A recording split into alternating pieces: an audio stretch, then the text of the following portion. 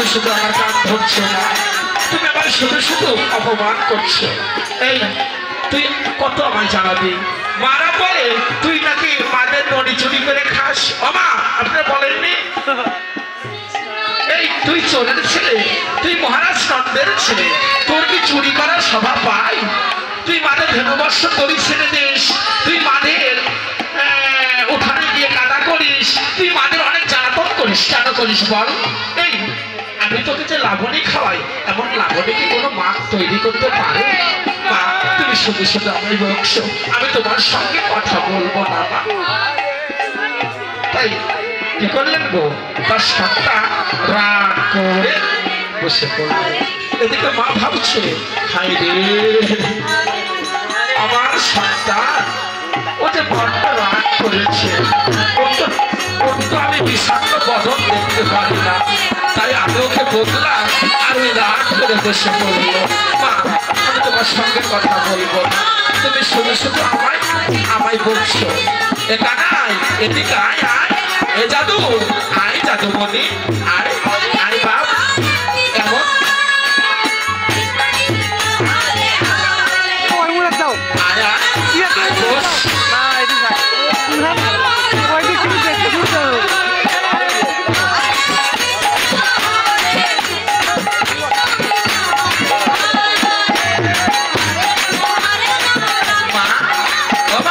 তুমি আমাকে আর চোর বলবে না, কেমন?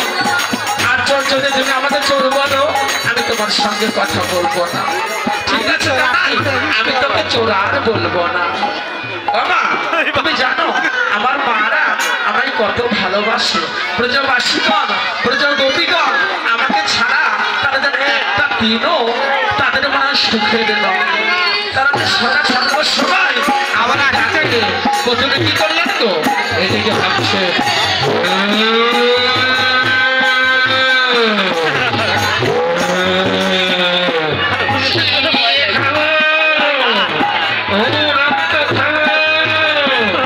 কিন্তু আমি যদি এই রাক্ষসী রূপ নিয়ে যাই তাহলে তো আমায় চিনতে পারবে। আমি কি করব? আমি একখানা নারী সেজে আমি গিয়ে সলনার আশ্রয় নিব। তাই কি করলে? একখানা নারীর বেশে প্রথমে রাক্ষসী বলছে, ও যশোদা, ও দিদি, ও যশোদা দিদি,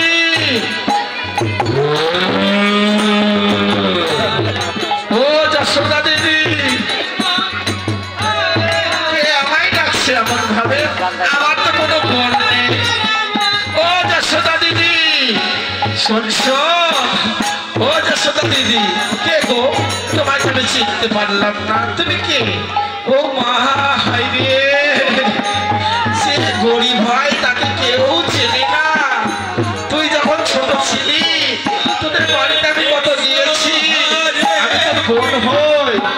ও আমি তো তোমায় কোনোদিন দেখিনি, তাই তোমাকে আমি চিনতে পারিনি। তা কি মনে করে দিদি? আরে আমি এসেছিলাম একটু বেড়াতে, তা আসলাম, এসে বুঝো পাশের মুখে শুনি যে তোর নাকি একখানা ছেলে আছে, ওনাকে ভীষণ সুন্দর, নাচতে জানে, গাইতে জানে, ওর নাকি টানা টানা ভরু, কাজল কালো নয়ন। তাই আমি একটু দেখতে আসলাম, আমাকে একটু দেখাবি? হ্যাঁ হ্যাঁ দেখাবো না কেন? এখানাই মা, এ দেখ তোর মাসি হয়। ও মা, আমার মাসি, তুমি আগে কেন আসনি মাসি? বাবা, ও মা, মা গো, আমার মাসি না কত মিষ্টি, তাই না? এটা নাই বাবা, তোর মাসি কত মিষ্টি, তাই না? মা বুঝি ভালো না? না মা, তুমিও তো আমার প্রাণ। এই দিদি, তুই শুধু বসে বসে গল্প করবি, আমার কিছু খাবার ব্যবস্থা করবি না? বড্ড ক্ষুধা লেগেছে দিদি, আমার কিছু খেতে দে না রে।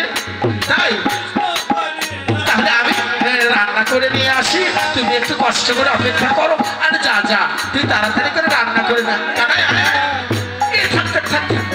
আমি তো সন্তানকে দেখছি, যা তোর কাছে গেলে তুই কাজ করে আগাতে পারবি না। ও আমার কাছে থাক, আর তুই বেশি করে রান্না করি যা। আচ্ছা দিদি, ওকে তো ভীষণ দুষ্ট, ওকে দেখো। আরে যা যা।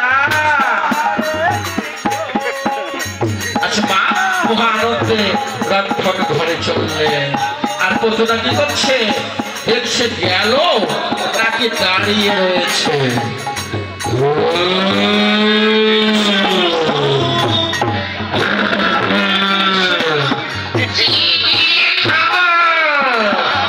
ভগবান অন্তর্যামী তো, তাই ভগবান অন্তরে অন্তরে ভাবছে। ঠাকুমা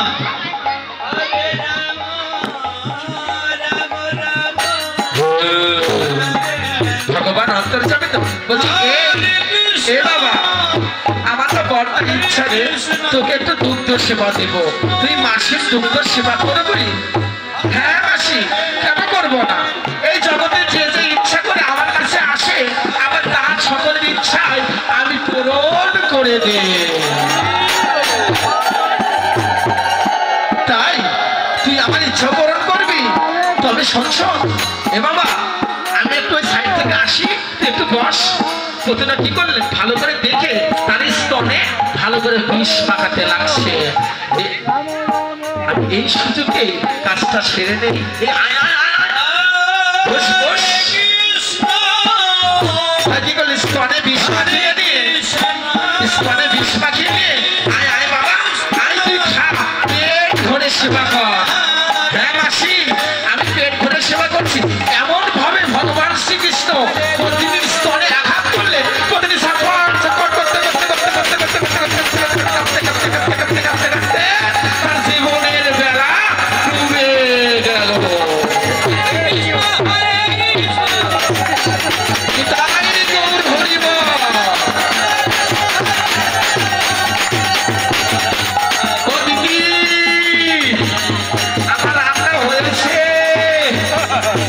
দিদি